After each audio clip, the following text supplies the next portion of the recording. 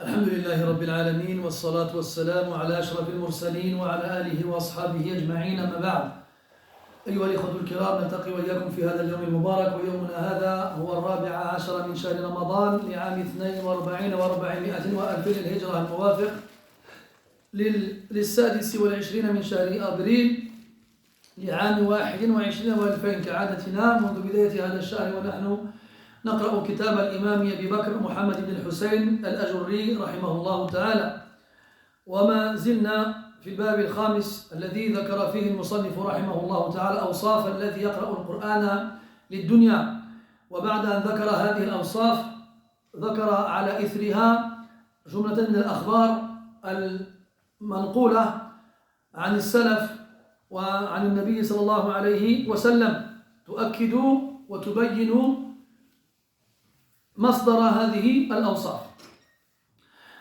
Mes chers frères, nous nous réunissons comme chaque journée depuis le début de ce mois de Ramadan. Nous sommes dans la 14e journée de Ramadan 1442, c'est-à-dire le 26 avril 2021. Nous lisons ensemble ce livre qui a été écrit par l'imam Abu Bakr Muhammad ibn al-Hussein al-Ajurri rahimahullah ta'ala et qui est intitulé Akhlaqu Hamalat al-Qur'an, les comportements des porteurs du Coran. Nous sommes toujours dans le 5e chapitre qui nous parle de ceux qui lisent le Coran pour ce bas monde. Et après que l'auteur rahimahullah ta'ala ait cité leurs caractéristiques, il a cité une série de textes, donc soit des paroles prophétiques, soit des paroles de ses compagnons ou des salafs en général, qui viennent donc confirmer tout ce qui a été donné comme caractéristique dans ce chapitre-là. On s'est arrêté hier à cette parole qui était en fait un conseil que Hudayf al-Mar'ashi a envoyé à son frère Yusuf ibn Asbat après qu'il a appris qu'il avait bénéficié d'une réduction pour quelques centilitres de lait parce qu'il était connu pour avoir le Coran dans la poitrine, et alors il lui a envoyé une exhortation forte et poignante pour lui faire comprendre qu'on ne doit pas bénéficier de privilèges de la part des gens seulement parce qu'on a le Coran dans la poitrine. On continue avec les différents textes qui sont cités. قال رحمه الله تعالى أنبأنا أبو محمد عبد الله بن صالح البخاري قال حدثنا مخلد بن الحسن بن أبي زميل قال حدثنا أبو المليح قال أنه قال كان ميمون بن مهران يقول لو صلح أهل القرآن صلح الناس. ميمون بن مهران رحمه الله تعالى من أئمة السلف, fait partie des savants dans les premières générations des musulmans. Il disait لو صلح أهل القرآن صلح الناس. صلح وجهان صحيحان وإن كان الأول أفصح. Donc si les gens du Coran étaient droits, étaient bons, alors les gens le seraient. Et ça revient à une fameuse divergence qui existe chez les salafs. De qui dépendent les gens? Est-ce que l'état des gens dépendra de l'état de leurs dirigeants ou de leurs savants? Allah dit dans le Coran وَكَذَلِكَ نُوَلِّي بَعْضَ الظَّالِمِينَ بَعْضًا بِمَا كَانُوا يَكْسِبُونَ. Nous mettons en liaison, nous faisons des injustes, des alliés les uns des autres. Pourquoi? À cause de ce qu'ils commettent comme action. Et il y a d'autres textes qui vont dans le sens où si le gouverneur il est bon, les gouvernés seront bons, et s'il est mauvais, les gouvernés seraient mauvais. Comme il dit, et il y en a qui disent c'est l'inverse. Que si les gouvernés ils sont bons, le gouverneur il sera bon, et si les gouvernés sont mauvais, les gouverneurs ils seront mauvais. كما تكونون يوالى عليكم. Ça, هذا منقول عن بعض السلف. Comme vous serez gouvernés. Et il y en a qui disent que c'est l'inverse, et que ça vient des savants. Ibn Mubarak rahimahullah ta'ala disait وهل أفسد الناس إلا الملوك وأحبار سوء ورهبانها. Qu'est-ce qui a perverti les gens? si ce n'est les rois et les mauvais savants et les mauvais dévots. Quoi qu'il en soit, quand on regarde les textes, c'est le gouverneur et les savants, donc ulul amr, comme Allah les appelle dans le Coran, ati'u Allah wa ati'u Rasul wa ulil amri minkum, les détenteurs du commandement. Et chez les ulama, qui sont les détenteurs du commandement? Taifatan, les gouverneurs et les savants. Donc si les gouverneurs et les savants ils sont bons, le peuple il le sera. Et à l'inverse, ils ne le seront pas. Et là, cette parole de Maïmoun ibn Mihran, elle va dans ce sens-là. Law salaha ahlul Qur'an, la salaha nas. Si les gens du Coran étaient bons, alors les gens aussi le seraient. Ça fait peur. Parce que quand on prend ça, avec ce qu'on a vu précédemment, comme quoi, fi akhir az-zaman, yakthuru adadul qurra, le nombre des lecteurs explosera. Il y aura beaucoup de lecteurs du Coran. Donc on serait tenté de dire que s'il y en a beaucoup, eh bien normalement les gens forcément seront bien. Mais on constate que malheureusement ce n'était pas le cas. Que malgré le fait qu'il y ait beaucoup de lecteurs du Coran et beaucoup de gens qui le lisent et qui l'apprennent et qui le mémorisent, eh bien on ne voit pas de changement parmi les gens. Pourquoi? Parce que malheureusement les gens du Coran, du moins ceux qui apprennent le Coran et le mémorisent, n'ont pas le comportement qu'ils devraient avoir. Et si les gens y voyaient autour d'eux que les porteurs du Coran ont un comportement exemplaire, alors ils les prendraient comme exemple. Mais comme malheureusement beaucoup d'entre eux n'ont pas le comportement qu'il faut, alors les gens ne les suivent pas, ou bien les suivent dans les mauvais comportements. Et là le problème. On voit aujourd'hui un certain phénomène de prêcheurs, de prédicateurs, d'imams, qui, dans un souci de rapprocher les gens d'eux, notamment les jeunes, alors ils descendent à leur niveau. Et ils se présentent à eux comme s'ils étaient les mêmes, avec les mêmes expressions, avec certaines plaisanteries, comme s'ils parlaient avec des amis à eux du même âge. Que l'on vise les jeunes dans la da'wah, soit, pourquoi pas, mais qu'on descende à leur niveau, soit sous prétexte de vouloir les rapprocher de soi, là, ça ne fonctionne pas ça. Qu'est-ce que ça change pour eux de parler avec toi ou de parler avec leurs camarades de classe? Ça ne changera rien. Au contraire, il faut qu'ils voient la différence. Il faut qu'ils voient la différence, ceux que tu appelles Allah subhanahu wa ta'ala, il faut qu'ils voient que tu n'es pas comme eux. Et que c'est à lui de monter à ton niveau, pas à toi de descendre au sien. Comme un savant, il parlait avec un arabe très très éloquent, et les gens ne comprenaient rien à ce qu'il disait. Alors un jour, il a dit à Cheikh, Inzil ilayna, ihbit ilayna. Faqala bal antum, irtafi'u ilay. Il leur a dit non, c'est pas à moi de descendre à votre niveau, c'est à vous de monter au mien. Ça nous montre à quel point il est important pour les gens du Coran de se distinguer du commun des gens. Quand Allah il t'a choisi pour porter le Coran dans ta poitrine, pour faire de ta poitrine un réceptacle de sa parole, il faut que tu en sois digne. Et il faut que tu te distingues de ceux qui n'ont pas la parole d'Allah dans la poitrine.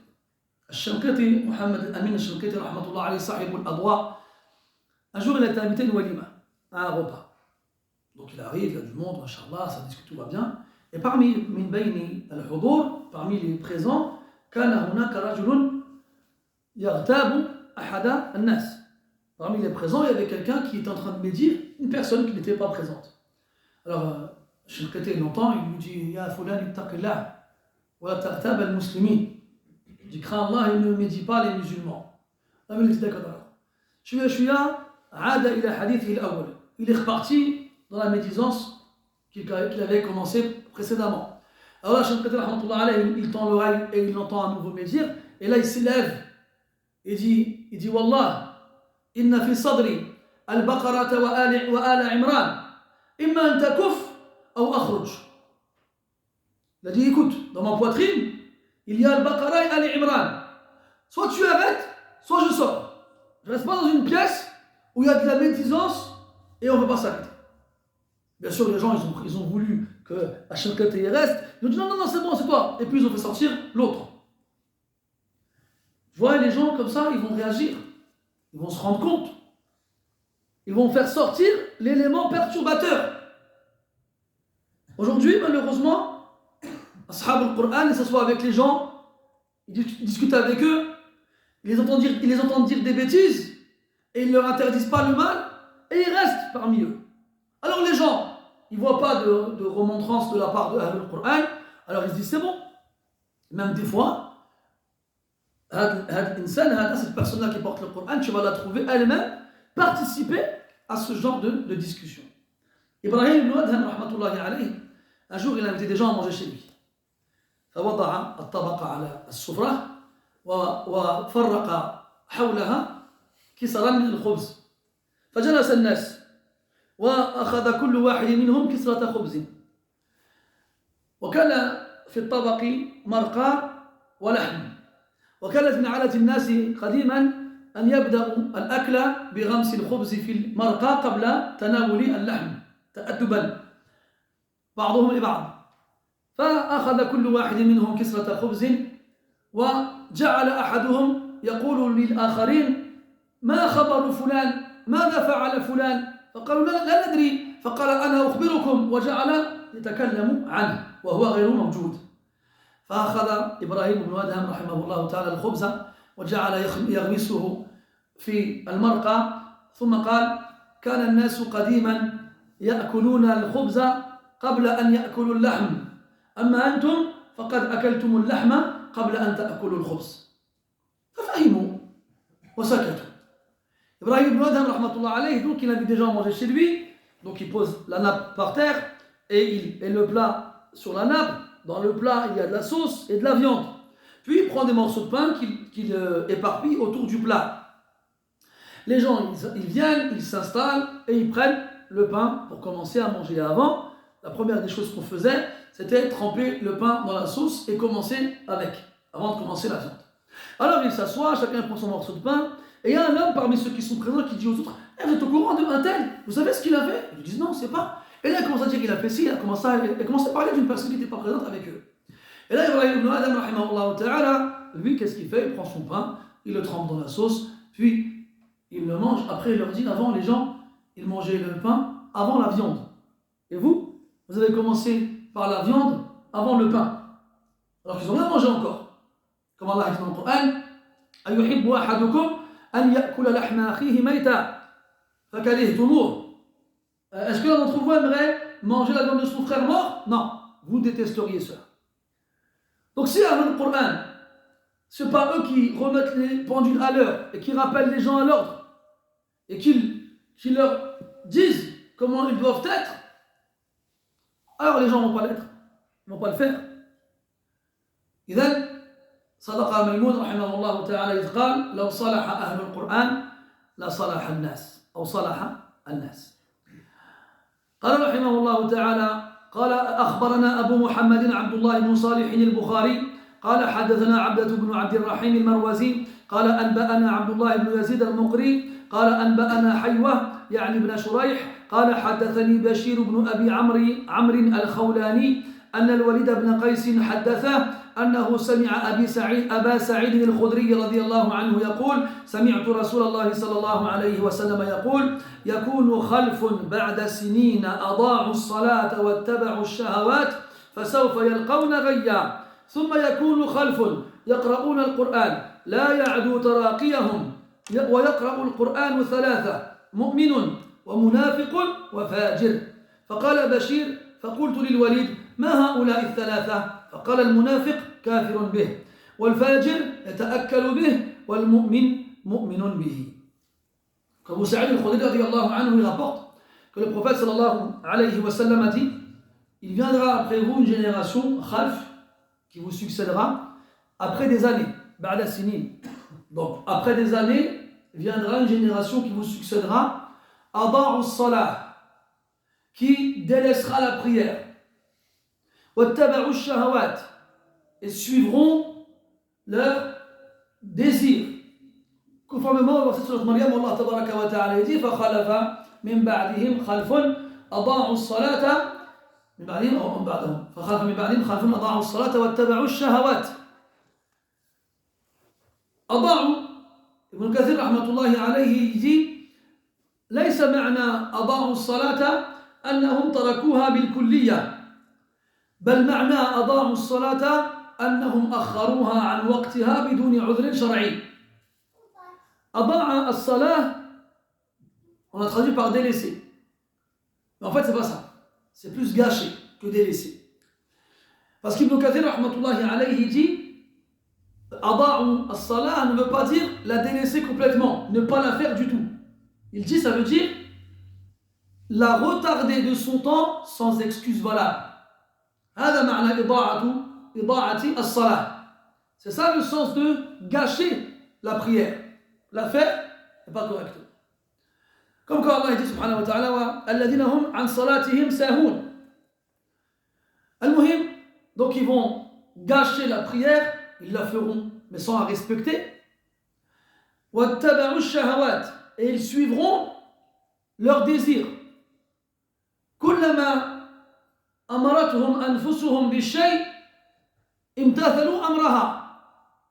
Chaque fois que leurs âmes leur ordonnera une chose, ils se précipiteront à exécuter son ordre.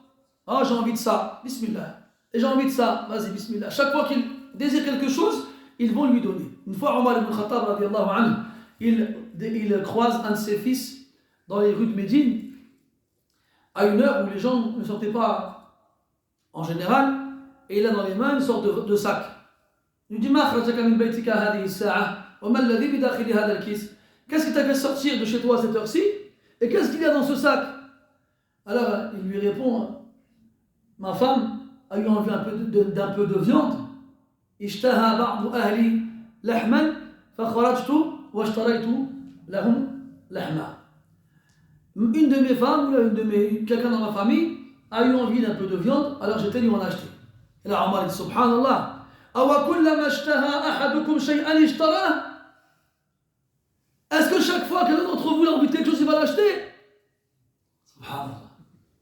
Qu'est-ce qu'il aurait dit? On envoie nos réfrigérateurs. Mais frère, on est là entre nous. Combien de kilos de viande on achète par mois? Par mois. On est des carnivores. Je crois même qu'on a dépassé les lions et les tigres dans la savane. Est-ce qu'on arrive à manger un plat sans viande? Limite, il n'y a rien là-dedans. On est devenus des carnivores. Chaque fois qu'on a envie de quelque chose, on achète. On a tous son petit compte Amazon Prime. T'as la maison, il n'y a plus de scotch. Ah, plus de scotch, d'accord. C'est bon, il arrive demain. Et il faut acheter des poils, pas de problème. C'est bon, ça arrive demain. Des fois, t'es comme ça, t'attends qu'on te dise qu'il manque quelque chose pour l'acheter directement. On est devenu comme ça. Cette société capitaliste nous a transformés en l'inverse de ce qu'on devrait être. Des purs consommateurs. Regardez les magasins pendant le ramadan, mes frères. Regardez les queues qu'il y a aux caisses. Toi, quand tu n'as pas envie de battre avec les gens, tu viens plus tard. Mais il n'y a plus rien dans les rayons. Ils ont tout pris. Donc tu évites la queue, tu évites le monde, mais tu évites aussi les produits. Bon, c'est pas bon. Ala kulli hal, ittaba'u shahawat. Chaque fois que ton nafs yashtahi shay'an, il a envie de quelque chose, tu lui donnes raison et tu lui obéis. Et on avait vu ensemble que l'enfer, il est cerné par shahawat. Que plus tu suis tes shahawat, plus tu t'approches de l'enfer. Et kadhalika, par rapport à la prière, ça c'est un signe. Celui qui est sérieux dans son accomplissement de la prière est quelqu'un qui ne sera pas en train d'obéir à son âme chaque fois qu'on aura envie de quelque chose. Et à l'inverse, plus tu es l'esclave de ton âme et que tu réalises le moindre de ses souhaits quand tu as envie d'une chose, plus tu négligeras ta prière. Ça va ensemble. Biqadri اتباعك لشهواتك تكون إضاعتك لصلواتك.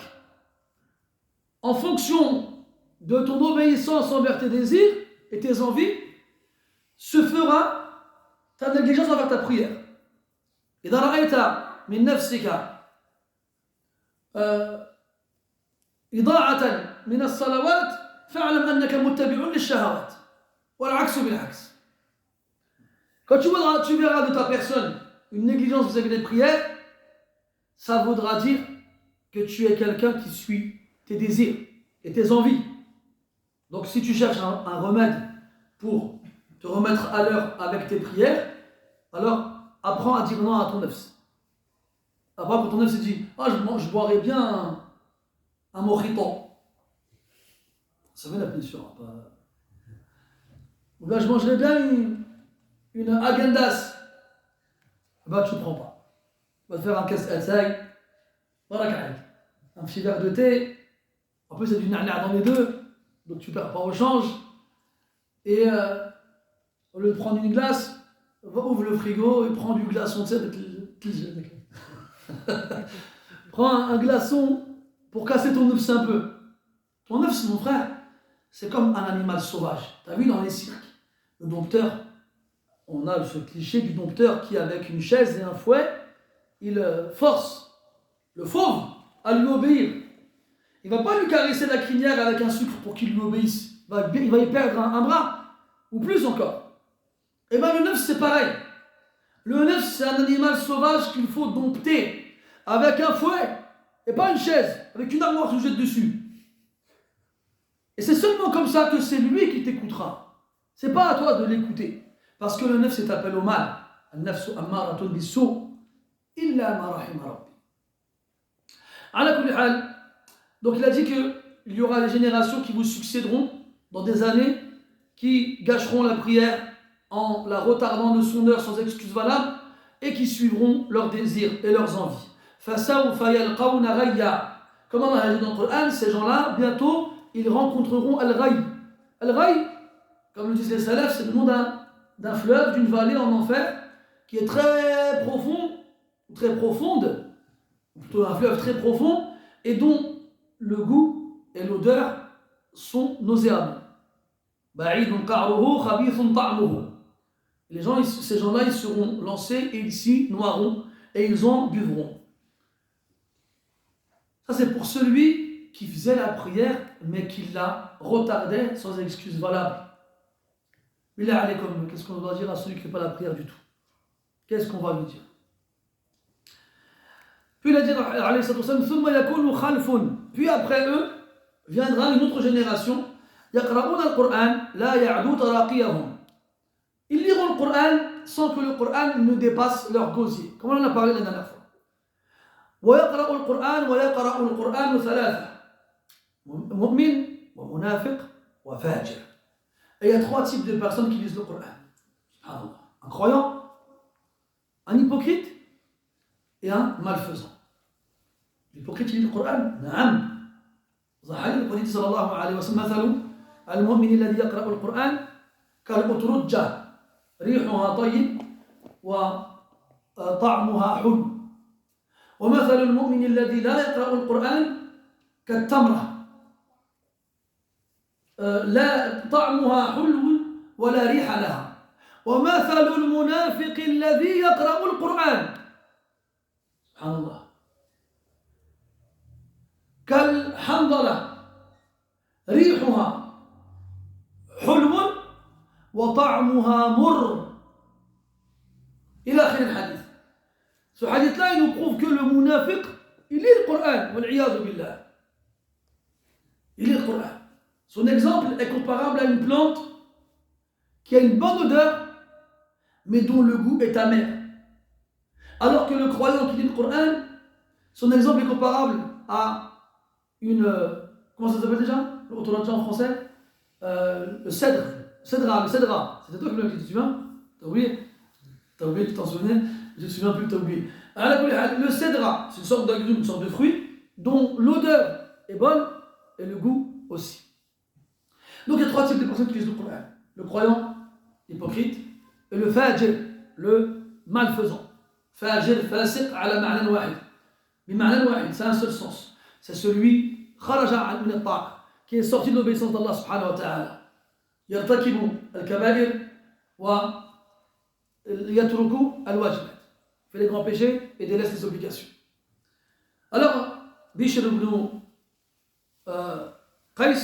Bishr ibn Abi Amr, il interroge Al-Walid, deux des maillons de la chaîne de transmission. C'est quoi le croyant, l'hypocrite et le malfaisant? Alors, il lui répond, Al-Munafiq, l'hypocrite, kafirun bihi. C'est quelqu'un qui renie ce Coran. Il le lit, et pourtant il renie son contenu, wal-'iyadu billah. Wal-Fajir, le malfaisant, c'est celui qui va le lire pour se nourrir. Il va s'en servir comme moyen de subvenir à ses besoins. Quant au croyant, c'est celui qui le lit tout en croyant en son contenu.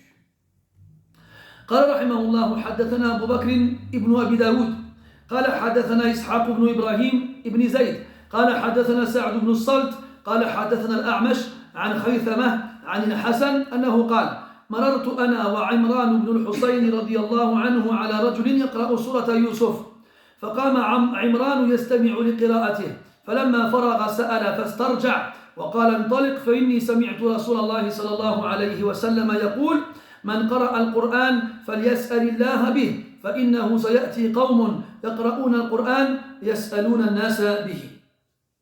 وقال وحدثنا أبو بكر ابن عبد الحميد الواسطي قال حدثنا يعقوب بن إبراهيم الدورقي قال حدثنا يزيد بن هارون قال أنبأنا شريك بن عبد الله عن منصور عن خيثمة عن الحسن أنه قال كنت أمشي مع عمران بن الحصين رضي الله عنه أحدنا آخذ بيد صاحبه فمررنا بسائل يقرأ القرآن فاحتبس عمران يستمع القرآن فلما فرغ سأل فقال عمران انطلق بنا فإني سمعت رسول الله صلى الله عليه وسلم يقول اقرأوا القرآن واسألوا الله به فإن بعدكم قوما يقرؤون القرآن يسألون الناس به. Donc là on a deux hadiths qui a deux versions différentes mais qui sont très proches l'une de l'autre.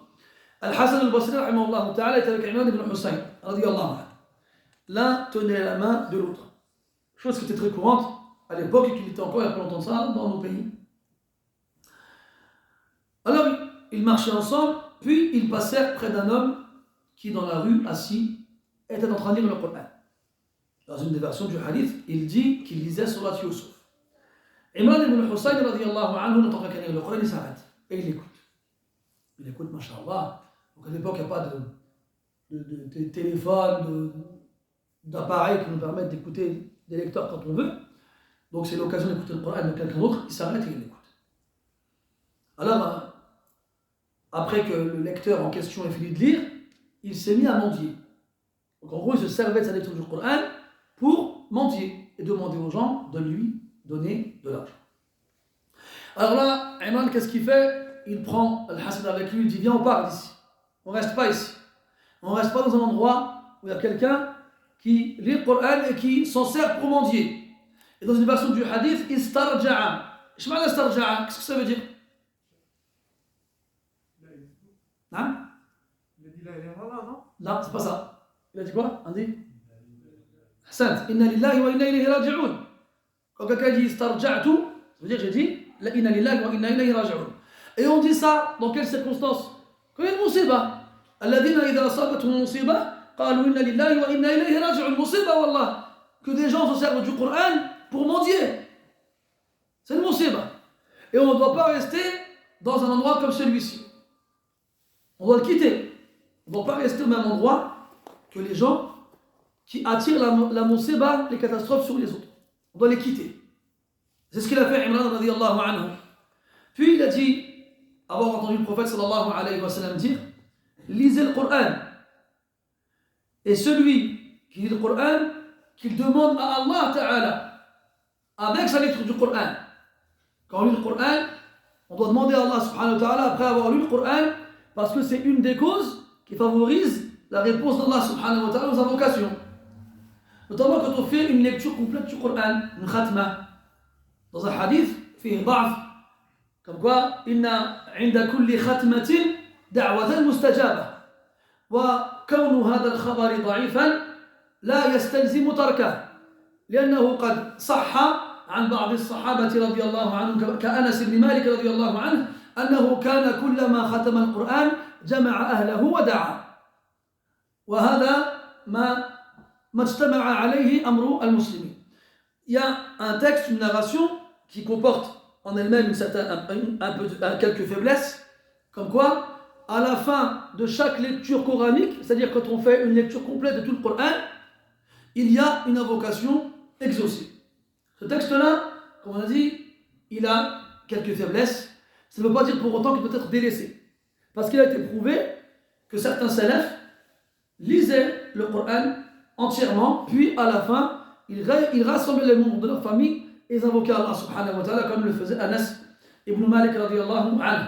L'imam Ahmed rahmatullahi alayhi, pendant le Ramadan et pendant la prière de Tarawih, il disait à l'imam, quand il arrivait à la fin du Coran, de faire dua pendant la prière, avant al-ruku', et de faire une invocation longue, comme ils font en Mecca et à Médine aujourd'hui.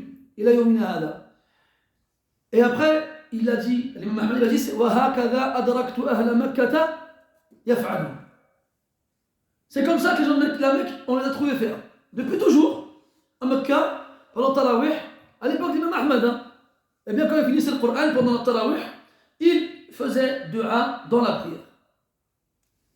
Donc, ça prouve que ça a une origine. On l'a trouvé, moi j'ai trouvé sur certains articles écrits par certains étudiants qui ont pour but de prouver que dua al-khatm dans Tarawih c'était bid'a. Une innovation. Là, je ne peux pas d'aller. Mais non. Comme on l'a dit la dernière fois, il ne faut pas se faire avoir par la façon de comprendre de quelle façon l'information elle nous parvient. Parce qu'il n'y a pas que le hadith. Il y a d'autres façons de prouver l'authenticité d'une action. Et ces façons-là sont développées dans Kutub al-Usul, notamment les mutawwalat, comme al-Muwafaqat de Shatibi par exemple, ou bien encore al-Tahrir chez le Hanabila ila akhirih. C'est des livres qui sont connus dans le Madahib, des livres vraiment très développés dans la façon de déduire les jugements des textes.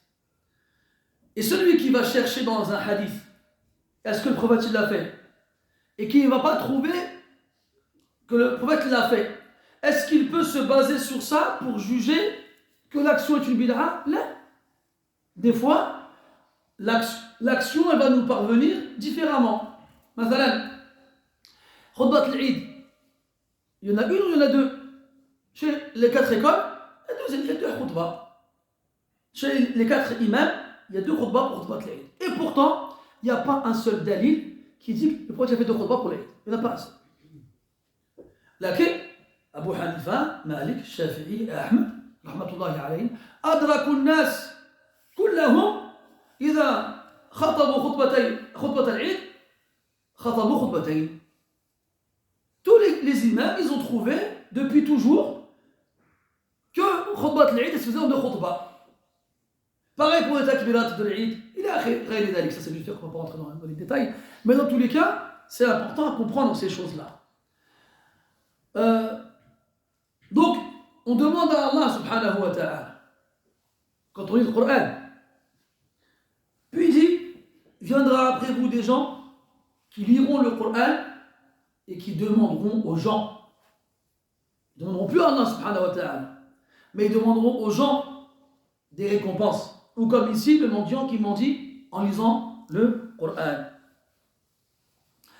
قال رحمه الله تعالى حدثنا أبو عبد الله محمد بن أحمد السوانيطي قال حدثنا مقدام بن داود المصري قال حدثنا أسد بن موسى قال حدثنا عبد الله بن وهب قال عن الماضي بن محمد عن أبان عن أنس بن مالك رضي الله عنه أنه قال قال رسول الله صلى الله عليه وسلم يؤتى بحملة القرآن يوم القيامة فيقول الله تعالى أنتم وعاة كلامي آخذكم بما آخذ به الأنبياء إلا الوحي. Dans ce hadith-là, قال محمد بن الحسين رحمه الله تعالى في هذا بلاغ لمن تدبره فاتقى الله وأجل القرآن وصانه وباع ما يفنى بما يبقى والله الموفق لذلك. Dans ce hadith-là, faut-il redire sallallahu alayhi wa sallam, on fera venir les porteurs du Coran le jour de la résurrection. Et Allah subhanahu wa ta'ala leur dira, vous êtes les réceptacles de ma parole. Aujourd'hui, je vous saisirai, je vous prendrai comme je vais prendre et saisir les prophètes, mais sans la révélation. Qu'est-ce que ça signifie? Wallahu ta'ala a'lam. Il y a deux sens possibles. Le premier, dans le ma'na al-akhd, c'est la dureté dans le jugement. On sait que dans le Coran, Allah Ta'ala il dit qu'il va interroger les messagers. فَلَنَسْأَلَنَّ الَّذِينَ أُرْسِلَ إِلَيْهِمْ وَلَنَسْأَلَنَّ الْمُرْسَلِينَ. Nous allons interroger ceux à qui on a envoyé, comme nous allons interroger les envoyés eux-mêmes. Allah dit subhanahu wa ta'ala, يَوْمَ يَجْمَعُ اللَّهُ الرُّسُلَ فَيَقُولُ مَاذَا أُجِبْتُمْ. Le jour où Allah réunira les messagers, il leur dira, comment on vous a répondu? قالوا لا علم لنا إنك أنت علام الغيوب. Ils répondront, nous n'avons pas de science, c'est toi le connaisseur de l'invisible. Et dans les versets qui suivent, Allah Ta'ala dit وَإِذْ قال الله يا عيسى ابن مريم أأنت قلت للناس اتخذوني وأمي إلهين من دون الله. Allah Ta'ala s'adressera à Isa alayhi salam, il lui dira, est-ce que c'est toi qui as dit aux gens, prenez-moi ainsi que ma mère comme idole en dehors d'Allah? Allah Ta'ala va interroger les prophètes. Et même dans les hadiths qui accompagnent les versets, les prophètes, quand ils seront interrogés, tous leurs membres trembleront de peur. Ou encore, quand Allah s'adressera au peuple des prophètes, on leur dira, qu'avez-vous répondu aux messagers? Et qu'est-ce qu'ils diront? Ni avertisseurs, ni annonciateurs ne nous sont venus. Comme dans le hadith al-sahih, quand Allah dira à Nuh, Hal ballagt, est-ce que tu as transmis? Nuh dira oui. Alors mon frère avec sa communauté, Hal ja'akum Nuh faballagakum amri? Est-ce que Nuh vous est venu et qu'il vous a transmis? Ils diront non. C'est pas vrai, il n'est pas venu. Alors Allah il dira à Nuh, Man yashhadu lak, qui témoignera pour toi? Il répondra, Muhammadun wa ummatuh. Muhammad et sa communauté. Et là Allah il nous demandera de témoigner pour Nuh et on témoignera pour lui. وهذا معنى قوله تبارك وتعالى وكذلك جعلناكم أمة وسطا أي عدلا وكذلك جعلناكم أمة وسطا لتكونوا شهداء على الناس ويكون الرسول عليكم شهيدا. On a fait de vous une communauté. Beaucoup ils disent wasatan, yani juste milieu. وهذا غير مراد في الحقيقة. Le tafsir c'est adlan, juste des témoins dont le témoignage est accepté. لتكونوا شهداء على الناس, pour que vous soyez des témoins contre les gens. ويكون الرسول عليكم شهيدا, et pour que le messager témoigne contre vous. على كل حال, donc soit c'est dans le sens de la comment dirais-je, de la dureté dans le jugement. Pourquoi? Parce que Hamalatul Qur'an, ils ont porté le Qur'an et ils sont censés savoir ce qu'il contient, ce que contient cette parole comme science, comme ordre, comme interdiction. Et ils sont censés l'appliquer. Comme les prophètes, ils ont reçu la révélation et ils l'ont transmise aux gens et ont été les meilleurs pour l'appliquer. Allah dit dans le Qur'an, لقد كان لكم في رسول الله أسوة حسنة يا أيها الرسول بلغ ما أنزل إليك من ربك ولو تقول علينا بعض الأقاويل لأخذنا منه باليمين ثم لقطعنا منه الوتين عفوا. Des versets qui indiquent que celui qui reçoit la révélation va être un modèle et un exemple pour les autres. Et qu'il aura l'obligation de transmettre ce qui lui a été révélé. Et que si jamais il change cette révélation-là, il subira le pire des châtiments. Allah dit, et si il nous avait fait dire certaines paroles, nous l'aurions saisi par la main droite puis nous lui aurons sectionné la carotide. Comme ça, la carotide. Hein. Al-watin, c'est une veine qui part de la hanche jusqu'au cœur. Et cette veine-là, donc al-watin, quand on coupe la taille d'un homme par la taille en deux, ben il va mourir parce que le cœur ne sera plus alimenté en sang par cette veine-là. Ala kulli hal, donc Allah dans le Coran, il dit bien l'obligation pour le messager de transmettre, d'être un exemple pour les autres, et la menace qui lui est proférée dans l'éventualité où il ne transmettrait pas ou changerait le message. Donc, de la même façon, ceux qui portent le Coran, ils doivent être un modèle pour les gens, ils doivent le transmettre et ils doivent ne pas le changer. Donc,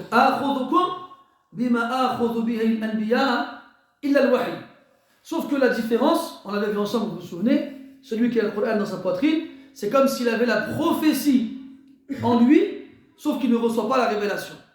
Donc oui, on sera strict à l'égard des porteurs du Coran le jour de la résurrection, comme on le sera envers les prophètes, sauf que comme eux, ils ont reçu la révélation, alors on sera plus strict envers eux qu'envers les autres.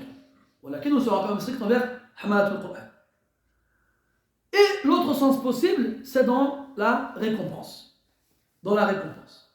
À partir du moment où ceux qui ont porté le Coran ont été un modèle positif pour les gens et ont transmis le Coran correctement et l'ont appliqué, alors ils seront récompensés comme le seront les prophètes. Et dans des hadiths, le prophète sallallahu alayhi wa sallam, il parle d'hommes qui seront sur des trônes d'or et d'argent et de lumière le jour de la résurrection.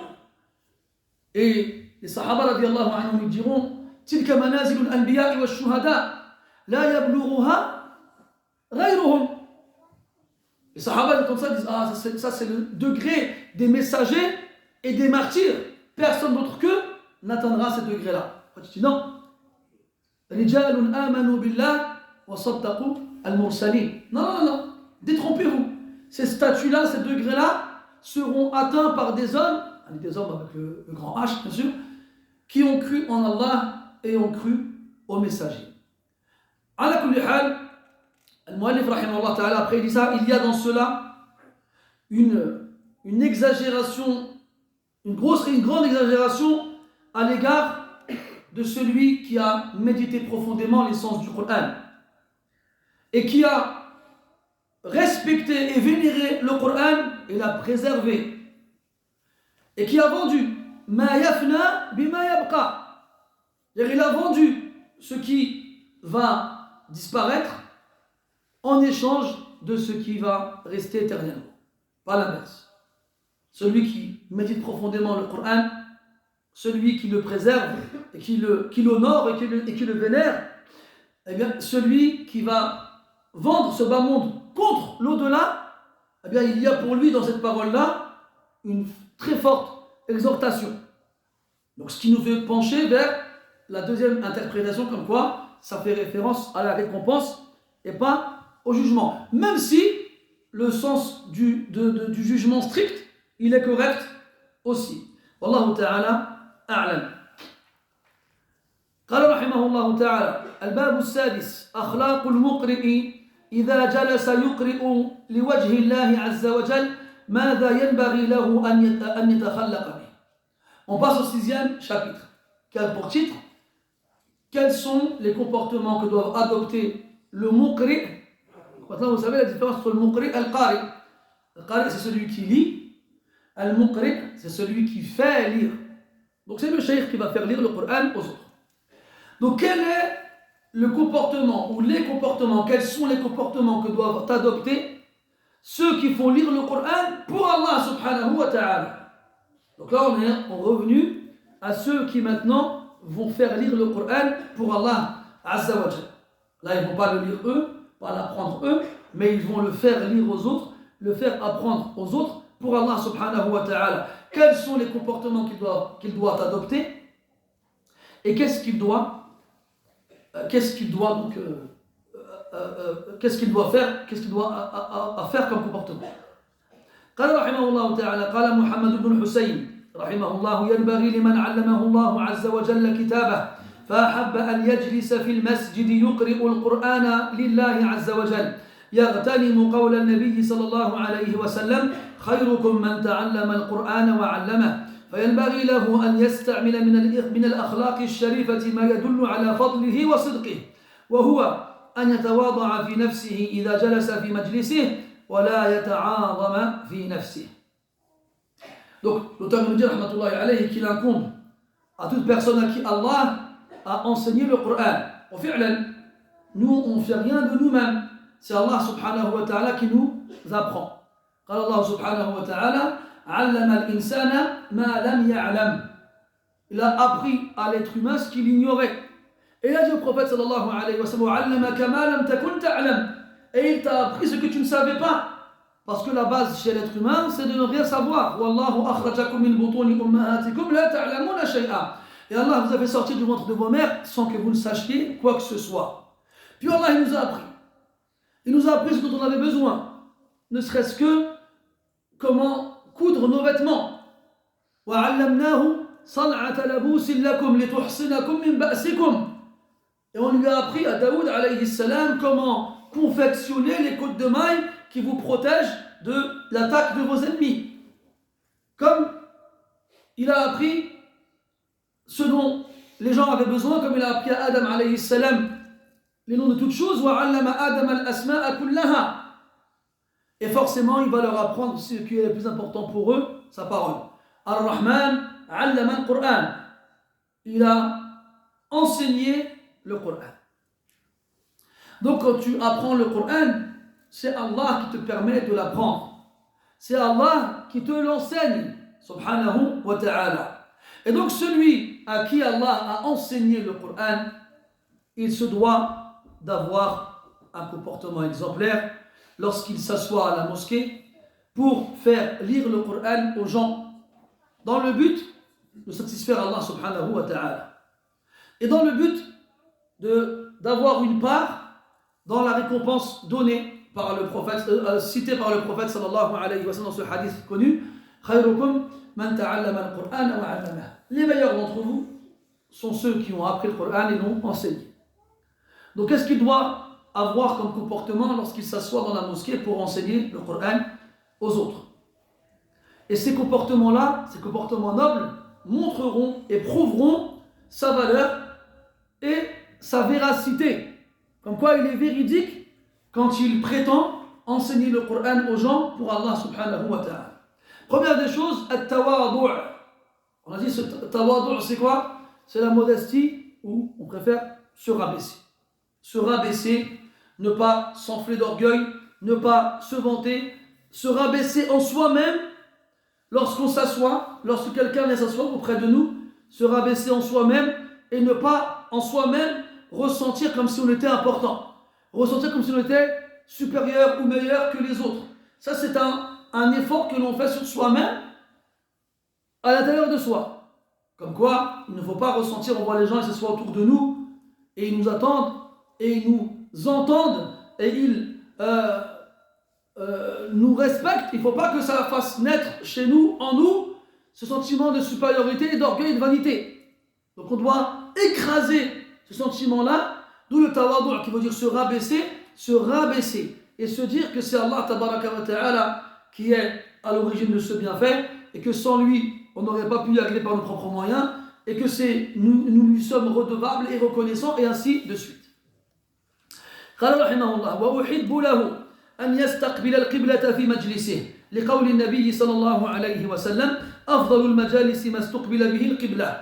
Et j'aime pour lui, l'auteur dit rahmatullahi alayhi, je cautionne pour lui, je préfère pour lui le mu'allim, le muqri, lorsqu'il va enseigner le Coran à ses élèves, de se mettre en direction de la qibla. Ça c'est un adab am fi kulli al-fada'il.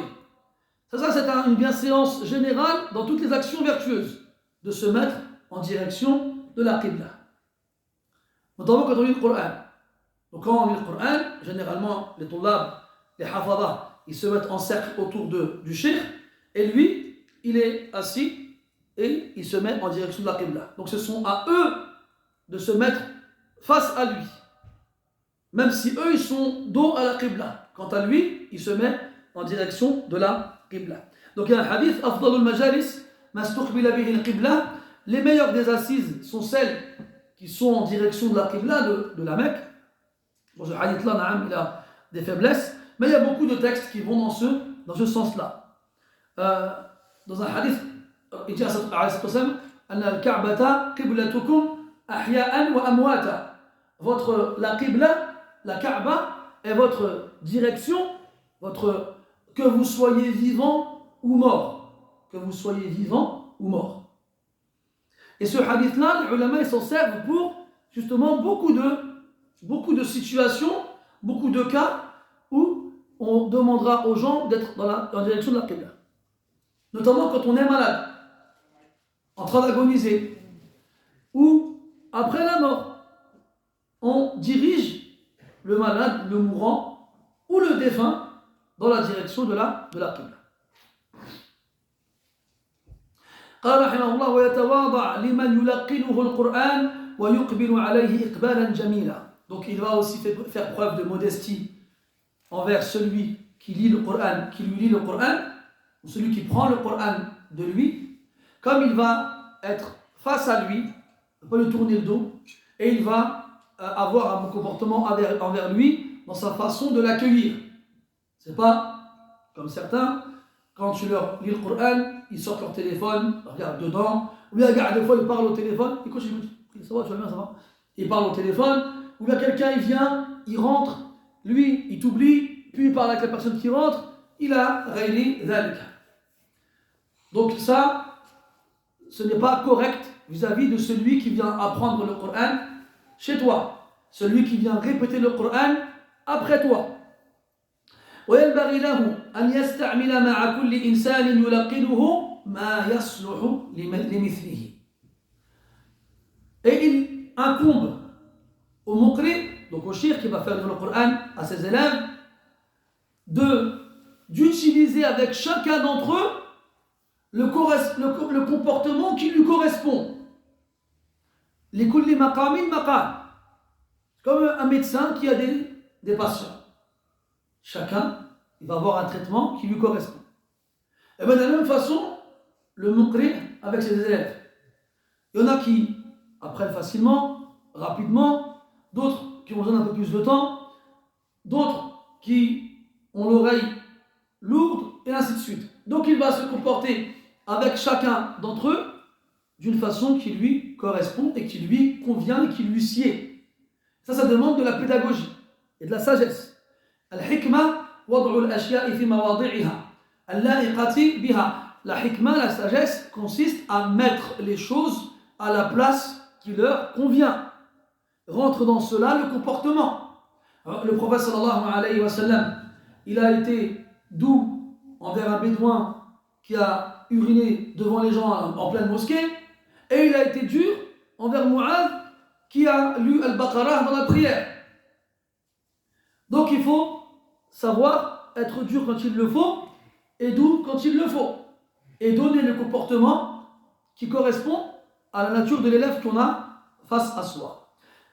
إذا كان يتلقن عليه الصغير والكبير والحدث والغني والفقير فينبغي له أن يوفي كل ذي حق حقه ويعتقد الإنصاف إن كان يريد الله عز وجل بتلقينه القرآن. Donc si les élèves qui viennent lire le Coran chez nous sont différents, il y a le petit, il y a le jeune et il y a le grand, il y a le riche et il y a le pauvre.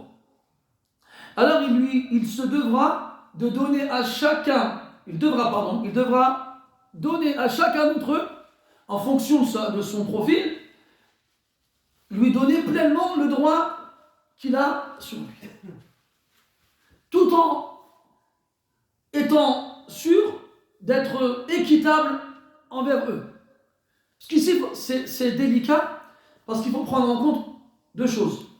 La première, c'est أمرنا رسول الله صلى الله عليه وسلم أن ننزل الناس منازلهم Comme disait Aïcha radiallahu anha, le prophète sallallahu alayhi wa sallam nous a ordonné de considérer les gens en fonction de leur statut, de les mettre à leur place. Dans le hadith, إِذَا نَزَلَ بِكُمْ كَرِيمُ قَوْمٍ فَأَكْرِمُوهُمْ. Quand s'arrête chez vous quelqu'un d'important dans son peuple, alors honorez-le, faites-lui honneur. Donc on se doit comment dirais-je, de considérer une personne si elle a effectivement une certaine considération. La deuxième chose, c'est que la différence des gens en fonction de leur âge ou de leur statut social ne doit pas nous pousser à être injustes dans le comportement qu'on a envers eux. On avait vu ensemble, vous vous souvenez, que celui qui lit le Coran pour Dunya, il est bien avec les riches et il est dur avec les pauvres. Non. Donc le fait de respecter le riche pour son statut social est une chose, mais ça ne doit pas nous pousser à ne pas respecter le pauvre parce qu'il n'a pas de statut social. Donc il faut donner à chacun la considération qui lui est due, tout en étant juste.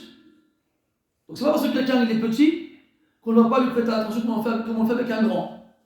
C'est pas parce que quelqu'un il est pauvre qu'on ne doit pas lui prêter attention comme on le ferait avec quelqu'un qui est riche. Tout en montrant aux riches ou aux grands le respect qui lui est dû pour son rang. Donc voilà, d'où la délicatesse, ou du moins la difficulté de l'exercice.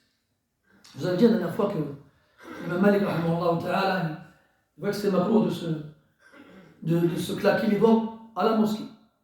Et moi, avec mon mauvais comportement, je l'ai fait juste avant. Mais juste pour vous dire que j'ai des fourmis dans les doigts. C'est pour ça que je le fais. Sinon, je ne l'aurais pas fait. Même si je ne suis pas maliki, je respecte les paroles d'Imam Malik, d'accord? Imam Malik, c'est le chef d'Imam Ahmed. Et then, quand les salafs disent des choses, il faut les prendre en compte et en considération. Et puis, c'est aussi une mauvaise habitude. Je ne vais pas non plus me donner des fausses excuses. Je passe mon temps à les crac-crac. Donc, des fois, sans m'en rendre compte, sans faire attention, je le fais. Donc, soit des fois, j'ai les doigts crispés, alors j'ai besoin de les claquer ou les craquer, soit des fois, c'est juste une mauvaise habitude.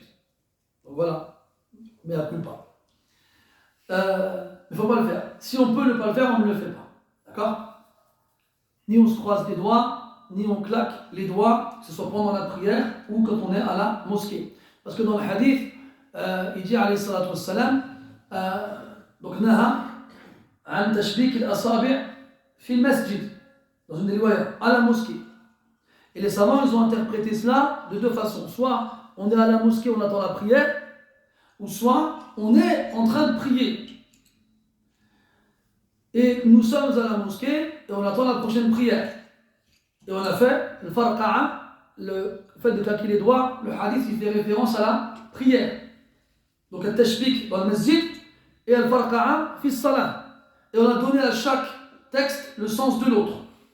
Donc quand tu es à la mosquée et que tu attends la prière, tu ne te croises pas les doigts, tu ne les claques pas. Quand tu es en train de prier, tu ne te croises pas les doigts, tu ne les claques pas. Si tu peux, t'en passer. Après, comme c'est makrouh de le faire, s'il y a une haja, s'il y a un besoin, la haraj. Il n'y a pas de mal à le faire. On parle du comportement, il faut quand même un minimum de comportement, dit-il en ce qui a comme les doigts. نعم قال رحمه الله فلا ينبغي له أن يرفق أو يقرب الغني ويباعد الفقير. Il ne doit pas, le muqri, rapprocher le riche et éloigner le pauvre. Et là, ce n'est pas une critique, c'est un conseil. À tous les instituts qui fleurissent aujourd'hui, que ce soit en présentiel ou en distanciel, et qui proposent d'enseigner le Coran, donc moyennant rémunération. On va pas parler de ça, parce que c'est pas mieux ou pas. Le fait est que le problème, c'est que des fois, il y a des gens qui veulent apprendre le Coran, mais quand ils vont dans ces instituts-là, qu'ils voient 400 euros, 600 euros, 800 euros, ils disent Allah, le Coran, ce ne sera pas pour moi. Donc il ne faut pas que ces tarifs éloignent les gens qui n'ont pas les moyens de les donner. Donc, soit l'institut en question, il précise dans les clauses que toute personne qui n'a pas les moyens d'honorer le contrat, on ne lui en tiendra pas rigueur. Ou bien il propose des forfaits spéciaux pour les gens qui ont des moyens limités. Mais refuser quelqu'un parce qu'il n'a pas les moyens de payer, ça peut rentrer là-dedans, Allah. Ça peut rentrer là-dedans. Vous savez, avant, les salafs, quand ils prenaient le Coran et l'ilm en général, qu'ils allaient chez les ulama, les savants, ils ne prenaient pas d'argent. Mais ce qu'il faut préciser, c'est parce qu'ils n'en avaient pas besoin. Al-Nasari, il a un cheikh qui s'appelle Al-Dawraqi. Dawraqi, il ne rapportait pas le hadith sans un dinar en échange. Il y avait aussi Al-Fadl ibn Dukayn, Abu Nu'aym rahmatullahi alayhi, كذلك a été connu, كان يأخذ الأجرة على التحديث. Il prenait un salaire en échange du hadith, de rapporter le hadith. وعاب عليه الناس في زمنهم. Et à leur époque, les gens ils leur ont reproché cela. Et Al-Fadl ibn Dukayn, Abu Nu'aym rahmatullahi alayhi, il disait: j'ai des femmes et des enfants et je suis pauvre, comment je vais les nourrir moi? Comment je vais les nourrir? Normalement, les savants, ils sont pris en charge par l'État. Ils ont leur salaire et ils ne demandent rien aux gens. Ils ne demandent rien aux gens. Si l'État ne prend pas en charge les imams ou bien les professeurs, normalement, les personnes riches et aisées chez les musulmans, ils les gèrent. Comme l'ont fait Abdullah ibn Mubarak ou bien Al-Layth ibn Sa'd, rahimahumallah, qui donnait une bourse, une rente annuelle aux savants pour ne pas qu'ils perdent leur temps à aller travailler et pour ne pas qu'ils demandent aux gens de l'argent pour étudier. Normalement. Et s'il n'y a ni l'un ni l'autre, alors il pourra demander aux gens de l'argent en échange des cours qu'il leur donnera. Lakin, sans refuser pour autant celui qui n'a pas les moyens de payer. Et de préciser que toute personne qui n'a pas les moyens de payer, il ne paye pas. En comptant sur la récompense auprès d'Allah Azza wa Jalla. C'est comme ça que les choses auraient dû se faire normalement. Mais aujourd'hui, quand soit il y a un extrême de la part de ceux qui font des cours et qui demandent de l'argent, qui mettent des forfaits interplanétaires, ou soit il y a un extrême de la part des gens qui refusent de payer. Donc lui, il va chez son coach pour faire des squats, il paye. Il va faire changer ses pneus par le mécanicien, il paye. Il va se faire soigner ses dents par le dentiste, il paye. Tout ce qu'il va faire, il paye, ça ne le dérange pas. Il n'y a que quand il doit apprendre son dîne que, comment ça se fait, on paye. J'ai pas. Et de l'autre côté, il y a ceux qui abusent. On va faire la chose Amma, ce sera 2000 € la session. Oh. Dis-moi là. Il ne faut pas abuser. On a les deux extrêmes. Puis au milieu, eh bien, tu vas trouver des gens raisonnables qui vont proposer des prix abordables et des gens raisonnables qui n'auront pas de mal à donner cet argent-là. Et le mieux, eh bien, c'est de trouver des gens riches, aisés, qui se cotisent, des groupes de personnes riches qui se cotisent et qui vont débloquer un salaire pour les imams, pour les professeurs. Comme ça, eux, les imams ne demandent rien à personne et les gens, ils payent rien. Et comme ça, tout le monde est content. Hein? Après, les gens te disent quoi? Ouais, mais si on ne leur demande pas de payer, ils ne viendront pas. Et après, même quand ils payent, ils ne viennent pas. Ceux qui ont pris des cartes à la salle de sport du quartier, là, ils étaient motivés les 2 premières semaines, ils y allaient tous les jours. Après, les 2 semaines qui restent, un jour sur 2. Après, le mois suivant, une fois par semaine. Après, le mois suivant, une fois par mois. Après, le mois suivant, on n'y va plus. Moi, j'ai connu quelqu'un, écoutez bien, il a payé 2 ans un abonnement de téléphone qu'il n'avait plus. Il avait la flemme d'appeler pour résilier. C'est extraordinaire quand même. 30 € par mois.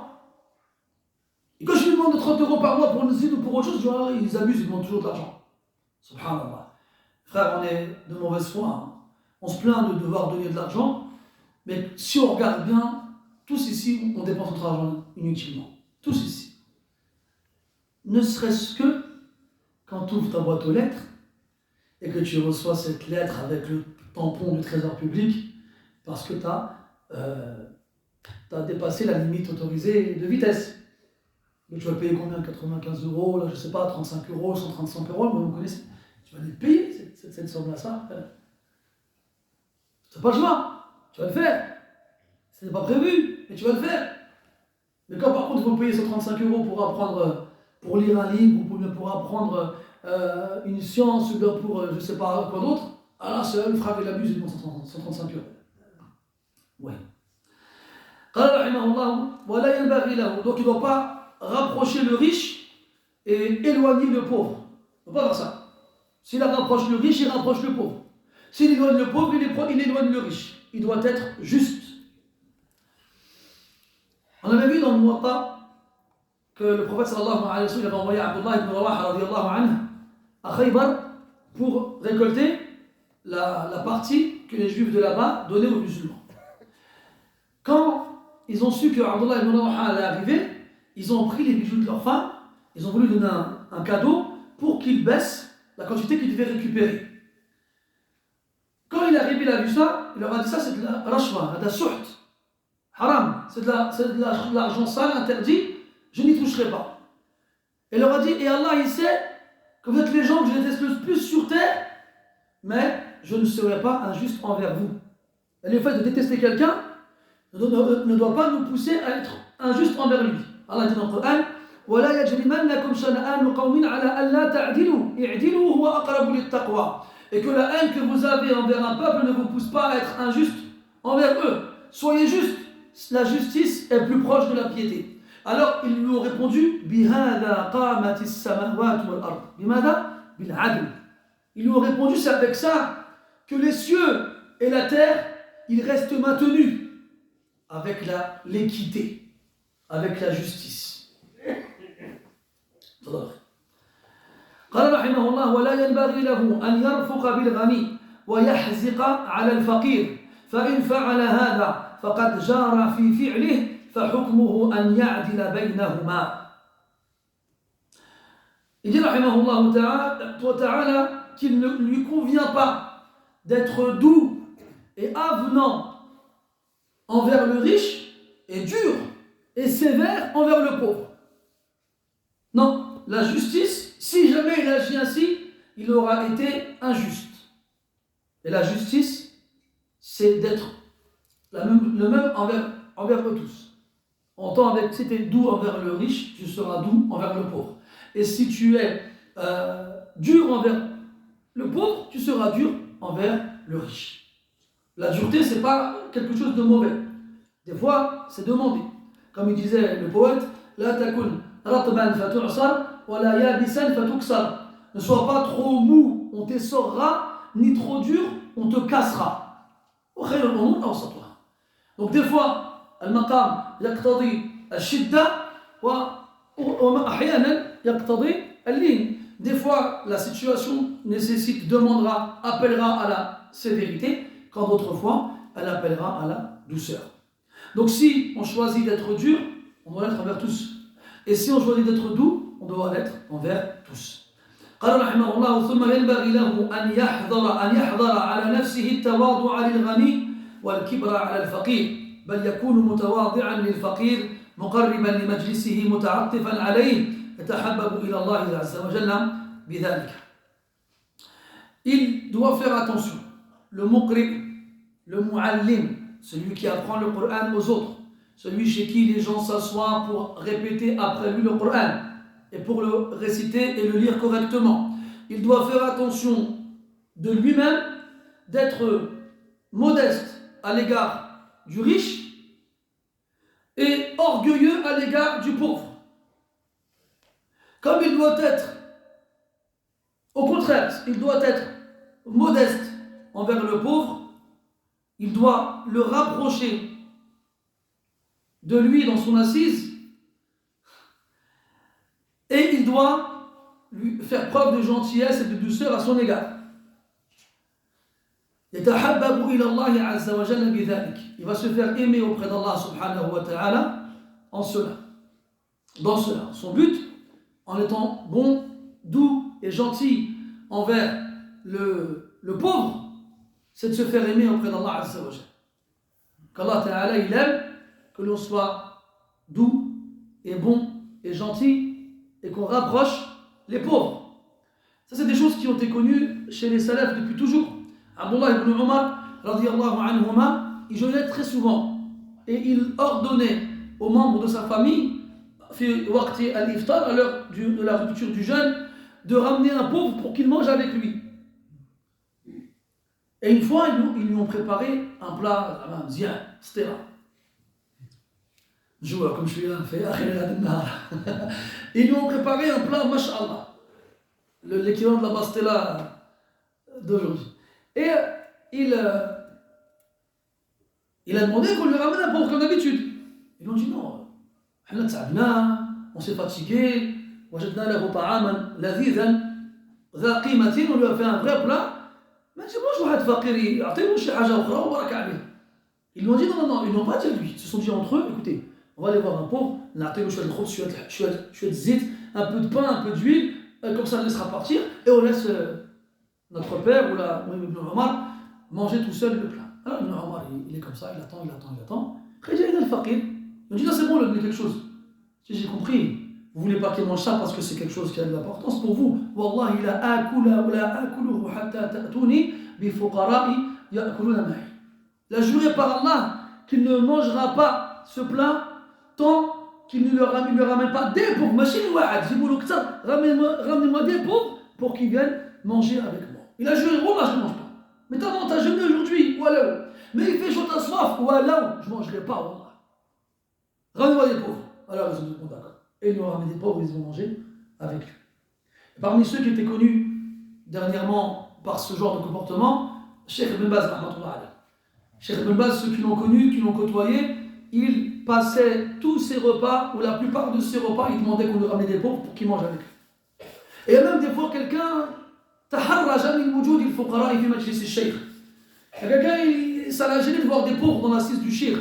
Et il est venu comme ça, il a parlé à l'oreille, il dit, cheikh, si tu veux, je fais sortir les pauvres, il reste qu'entre nous. Et là, il s'est énervé. Il dit, celui qui ne veut pas manger avec les pauvres, il sort. On lui impose pas de rester. Moi, je veux qu'il reste, il reste. Et il dit, donc, les pauvres, c'est des gens qui se font rejeter. C'est des gens qui se font chasser. C'est des gens qu'on n'invite pas. Dans le hadith, شر الطعام طعام الوليمة يدعى إليه الأغنياء ويرفض عنها الفقراء من دعي إليها فلم يجب فقد عصى الله ورسوله. من كلام أبي هريرة رضي الله عنه. Il disait رضي الله عنه, le pire des plats ou la pire des occasions, c'est al-walima, le repas du mariage. C'est un repas auquel on invite les riches et on rejette les pauvres. Et celui qui est invité et qui n'y répond pas, il aura désobéi à Allah et à son messager. Parce que ce n'est pas un repas dans lequel on invite les pauvres. Comme c'est une farhaz, c'est une monasaba, c'est une occasion heureuse, on va inviter nos proches, ceux qu'on aime, pour partager avec nous ce repas-là. On ne va pas inviter les pauvres. Alors que normalement, c'est les pauvres qu'on devrait inviter dans les repas. Parce qu'ils n'ont pas de quoi manger. Les riches, ils mangent quand ils veulent, comme ils veulent. Parce que là, tu l'as fait quand tu veux. Non. Donc, nous, quand on veut manger quelque chose, on le mange. Les pauvres, qui n'engueulent un pauvre, il dit à son fils, tu veux une glace? Le fils, il dit oui. Le père, il dit maman aussi. Ils ne mangent pas des glaces quand ils veulent. Les glaces, on en mange quand on veut. Il n'y a pas plus tard que quelques jours de ça, madame a dit à un de mes fils, tiens, si tu veux manger une glace, vas-y. Alors il va dans la cuisine, il vient de bredouille, sans rien. Elle dit, il n'y a plus de glace? Il fait, non, il n'y a plus de Magnum. Mais j'ai les glaces, le tiroir, mais il n'y a plus de Magnum, ma brache. Nous, avant, on prenait du sirop dans de l'eau, on le faisait congeler, puis nous s'en fiait. Aujourd'hui, je ouvre le tiroir, il y a plein de glaces, mais il n'y a plus de Magnum, il dit, ma bridge. La hasra, ala l'ibad. Al-Muhim, on doit faire attention à être doux envers le riche et dur envers le pauvre. Et si on doit choisir, c'est envers le pauvre qu'on doit être bon et doux. Faut-il demander à Allah subhanahu wa ta'ala de lui faire aimer les pauvres. Allahumma inni as'aluka fi'la al-khayrat wa tarka al-munkarat wa hubba al-masakin. وحب المساكين, il demandait à Allah de lui faire aimer les pauvres. Les pauvres, on les aime pas. Tu vois un en feu rouge, directement tu montes la vitre électrique. Si jamais tu écoutes du Coran, tu baisses le son. Les jeunes qui disent que c'est pas le Coran, tu baisses le son. Ou là, ça va, tu prends ton téléphone et tu appelles quelqu'un, ça va, tu vas, excuse-moi, je téléphone. Vous connaissez cette technique-là? On n'aime pas les pauvres. On n'aime pas les voir. On n'aime pas les voir devant la mosquée. On n'aime pas quand ils se lèvent après la prière. On n'aime pas les voir au rond-point et au feu rouge. Alors que c'est un moyen pour toi, donné par Allah, de te rapprocher de lui en les aidant. وَهَلْ تُنْصَرُونَ وَتُرْزَقُونَ إِلَّا بِفُقَرَائِكُمْ وَضُعَفَائِكُمْ كما قال عليه الصلاة والسلام. Et comment est-ce que votre subsistance va vous parvenir? Et comment est-ce que le secours va vous atteindre si ce n'est par le biais des pauvres et des faibles? فنسأل الله تعالى فعل الخيرات وترك المنكرات وحب المساكين. سبحانك اللهم وبحمدك أشهد أن لا إله إلا أنت نستغفرك ونتوب إليك وصلى الله على نبينا محمد وعلى آله وأصحابه أجمعين والحمد لله رب العالمين وبارك الله فيكم.